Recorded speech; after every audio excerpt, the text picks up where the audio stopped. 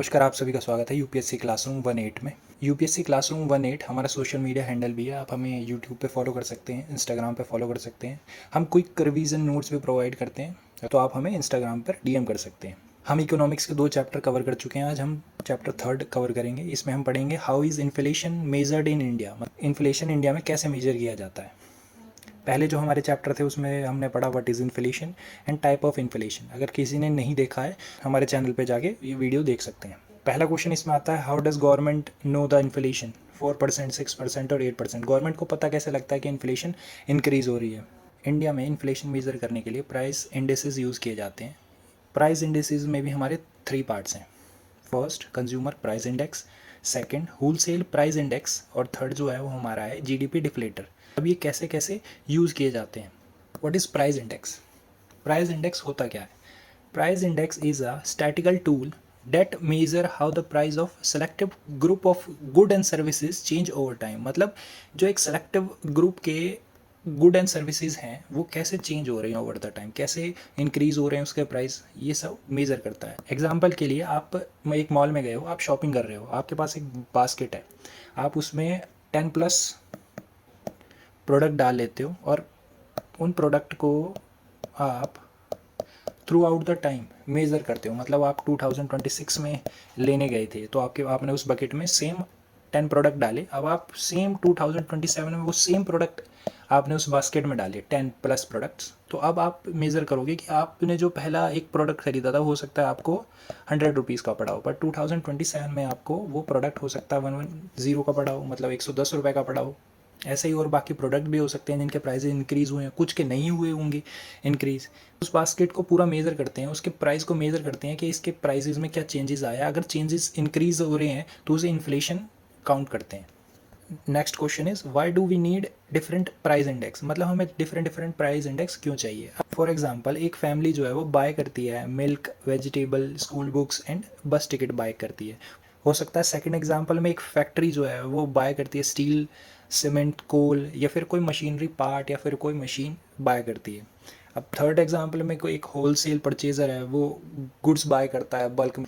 तो हर चीज़ के अलग अलग इंडेक्स होते हैं मेज़र करने के। कुछ को आप कंज्यूमर प्राइस पे मेज़र करते हो, कुछ को आप प्रोड्यूसर लेवल पे मेज़र करते हो।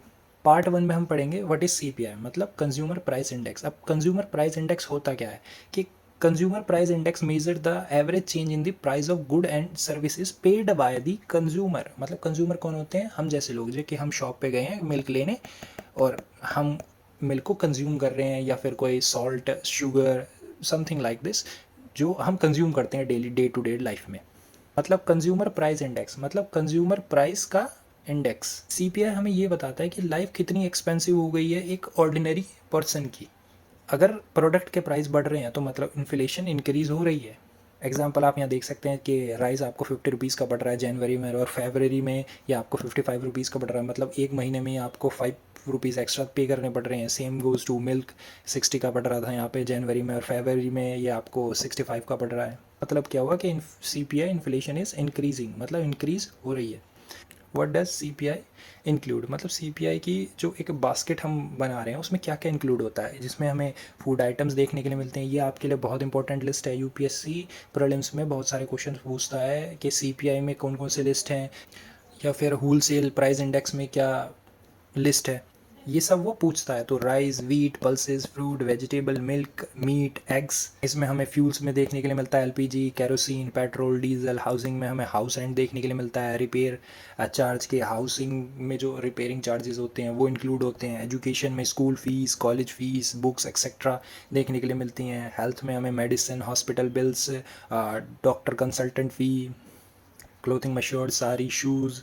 ट्रांसपोर्ट में bus fare, train fare, auto fares, ये सब हमें देखने के लिए मिलता है। अब सीपीआई पब्लिश कौन करता है? सीपीआई पब्लिश करता है national statical office, NSO, under the ministry of statics and programme implementation, मतलब एमओएसपीआई। ये आप शॉर्ट फॉर्म याद रख सकते हैं, पर आपको लॉन्ग फॉर्म भी याद होनी चाहिए। ये पब्लिश करती है CPI every month.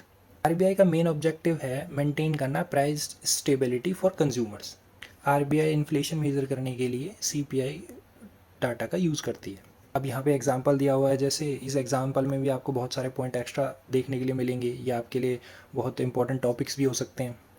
Suppose CPI inflation become 8% है, मतलब CPI ने जो इन्फ्लेशन का डाटा दिया वो 8% है, मतलब 8% और इंक्रीज़ हो गया है प्रीवियस ईयर से। तो RBI में इंक्रीज़ रेपो रेट। अब रेपो रेट क्या होता है कि जिस पे RBI बैंक्स को लोन देता है। जैसे हो सकता है कि ऐसे सपोज कर लेते हैं कि 2% पे RBI लोन दे रहा है, मतलब अगर उन्होंने 100 करोड़ रुपए चाहिए बैंक को RBI से, तो उन्हें 2% का इंटरेस्ट पे करना पड़ेगा RBI को, जब तक वो वापस नहीं लौटाते हैं RBI को पैसे बैंक। अब अगर रेपो रेट इंक्रीज़ हो जाएगा तो जो बैंक्स हैं उनके पास भी उन्हें और ज़्यादा इंटरेस्ट पे करना पड़ेगा, लाइक 5%। तो अब जो आगे बैंक्स लोन देंगे वो भी हाई रेट पे देंगे, जैसे 12%, 10%। ऐसे अगर रेपो रेट कम होगा तो आगे जो बैंक्स हैं वो भी लोन हमें कम इंटरेस्ट रेट पे देंगे, like 8%, 9%, 8%। Higher interest rate reduce excessive spending and borrowing, helping to control inflation. Weight of food in CPI, food items जो हैं वो एक लार्ज वेट रखते हैं CPI में, मतलब उनकी ज़्यादा लिस्ट है फूड आइटम्स की CPI में, क्योंकि ये जो मेज़र करता है बेसिकली वो हाउस होल्ड स्पेंडिंग को बेसिकली मेज़र करता है कि अपनी इनकम का कितना पार्ट वो खर्च कर रहे हैं फूड पर। एडवांटेजेस ऑफ CPI, ये रिफ्लेक्ट करता है रियल कॉस्ट ऑफ लिविंग को, मतलब कि जो रियल कॉस्ट ऑफ लिविंग है एक पर्सन की उसे रिफ्लेक्ट करता है, including services such as education and health care और एजुकेशन सर्विसेज हमें इसमें देखने के लिए मिलती हैं इंक्लूडेड। RBI यूज़ करती है इसे मॉनेटरी पॉलिसी में, इंक्लूड करती है इस डाटा को। Help revise salary pension allowances in many cases, मतलब उसी हिसाब से आपकी सैलरी पेंशन अलाउंसेस मेजर किए जाते हैं कि अब अगर इन्फ्लेशन इंक्रीज़ हो रहा है तो सैलरी और अलाउंसेस भी बढ़ाए जाने चाहिए। नेक्स्ट हमारा लिमिटेशन ऑफ CPI। अब CPI की कुछ लिमिटेशंस भी हैं, जैसे different families have different spending patterns, मतलब आपको अगर अपर मिडिल क्लास है वो ज़्यादा एक्सपेंडिचर करते हुए दिखाई देंगे, पर वहीं आपको अगर लोअर मिडिल क्लास हैं वो आपको कम एक्सपेंडिचर करते हुए दिखाई देंगे। Rural and urban consumer spend differently, मतलब अर्बन एरियाज़ में आप इजीली स्विगी ब्लिंकिट कर लेते हो तो आपको आपकी जो स्पेंडिंग पावर है वो बहुत ज़्यादा दिखाई देगी, पर आपको वहीं रूरल एरिया में ये सब नहीं देखने के लिए मिलेगा। सम प्राइजेज चेंज में take time to appear in the index, मतलब कुछ प्राइस ऐसे होते हैं कि वो धीरे धीरे चेंज होते हैं, वो इतने फ्रीक्वेंटली राइज नहीं करते हैं, तो उन्हें अपीयर होने में इंडेक्स में थोड़ा टाइम लगता है। पार्ट 2, अब इसमें हम पढ़ेंगे होलसेल प्राइस इंडेक्स, मतलब WPI होता क्या है। Wholesale price index measure the average change in the price of good at the wholesale level before they reach consumer, consumer तक पहुंचने से पहले होलसेल लेवल पर ये प्राइस को मेज़र करता है। इन सिंपल वर्ड्स कहें तो WPI measure price between producer, manufacturer and wholesale.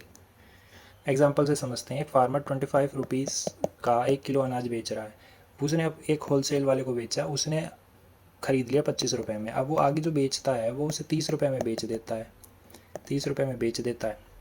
अब उसने होलसेल वाले को बेचा, होलसेल वाला रिटेलर को 30 रुपये में बेचता है ना। अब रिटेलर जो है वो उसे आगे 35 रुपये में बेचता है। अब जो हमारे अब फिर जो रिटेलर से शॉप्स पे गया वो 40 रुपीज़ का बेच रहा है आगे शॉप वाला, अब जो कंज्यूमर के पास आया वो 40 रुपीज़ का है। 25 रुपीज़ का फार्मर ने प्रोड्यूस करके बेच दिया, पर जो कंज्यूमर तक आया वो 40 रुपीज़ का है। तो ये इसके बीच में जितना भी प्राइस बढ़ा उसे मेज़र करता है WPI। Who published WPI? WPI published by Office of the Economic Advisory under the Ministry of Commerce and Industry publish WPI every month, मतलब ये हर मंथ डाटा आता है। What does WPI include? अब WPI में क्या क्या इंक्लूड है। Primary articles में हम देखते हैं food grain, fruits, vegetables, minerals. Fuel and power में हम देखते हैं coal, crude oil, electricity. Manufacture products में हम देखते हैं cement, steel, chemical, machinery, textiles. Next question is what WPI does not include. अब WPI में क्या क्या इंक्लूड नहीं है। Unlike CPI, WPI does not include services, मतलब इसमें हमें सर्विसेज नहीं देखने के लिए मिलती जो हमें CPI में देखने के लिए मिलती हैं, just like education, health care, banking, insurance, transport services. Advantages of WPI, अब WPI की क्या क्या एडवांटेजेस है। Show price change at the producer level, मतलब प्रोड्यूसर लेवल पे जो प्राइस चेंज हो रहा है कंज्यूमर तक आने तक उसे वो मेज़र करता है। Useful for manufacturer and policy maker, मतलब हमें पॉलिसी बनाने में बहुत हेल्पफुल होता है WPI का data. Provide earlier signals of change in the production cost, मतलब प्रोडक्शन कॉस्ट में क्या क्या चेंजेस आ रहे हैं, इंक्रीज हो रहा है प्रोडक्शन, तो ये WPI का डाटा हमें पहले ही बता देता है। कुछ लिमिटेशंस भी हैं WPI की। Does not reflect the price paid by the consumer, अब कंज्यूमर के द्वारा जो प्राइस दिया गया, जैसे हमने प्रीवियस एग्जांपल में देखा कि जो 25 का जो फार्मर ने सेल किया था, पर जो कंज्यूमर है उसे 40 रुपीज़ पे करने पड़े, तो इसका ये डाटा नहीं देता है। Include services which form a large part of modern economy, इसमें बहुत सारी ऐसी सर्विसेज भी आती हैं जो लार्ज पार्ट है मॉडर्न इकोनॉमी का। Can't directly measure the cost of living, इसमें कॉस्ट ऑफ लिविंग हम मेजर नहीं कर सकते directly. GDP deflator, what is GDP deflator? GDP deflator measure the change in price of all good and services produced within the country, जो एक country के अंदर सारी गुड एंड सर्विसेज प्रोड्यूस हो रहे हैं उसे ये मेज़र करता है। GDP डिफ्लेटर मेजर, अब GDP डिफ्लेटर के अंदर क्या क्या मेज़र किया जाता है? Agriculture, industry, services, government services, investment, goods.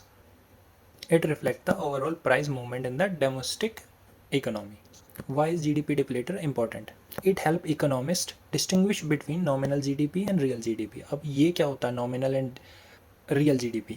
Nominal GDP में हम जो है वो करंट प्राइस मेज़र करते हैं, मतलब जैसे अभी क्या प्राइस चल रहा है, पर रियल GDP में हम बेस ईयर से मेज़र करते हैं कि बेस ईयर से अब तक कितनी इन्फ्लेशन हुई है। तो पहले जो हमारा बेस ईयर था वो 2011 से 2012 था, पर अब जो हमारा बेस ईयर है वो 2022 से 2023 कर दिया गया है, तो इसके बेस पे हम इन्फ्लेशन मेज़र करते हैं रियल GDP में।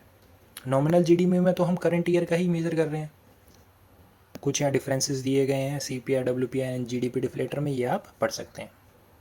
Which one is the most important for UPSC prelims? CPI, WPI, GDP deflator, ये सब आप याद रख सकते हैं, क्योंकि UPSC के प्रीलिम्स में जब क्वेश्चन पूछे जाते हैं तो आप इनसे भी उन्हें सॉल्व कर सकते हैं।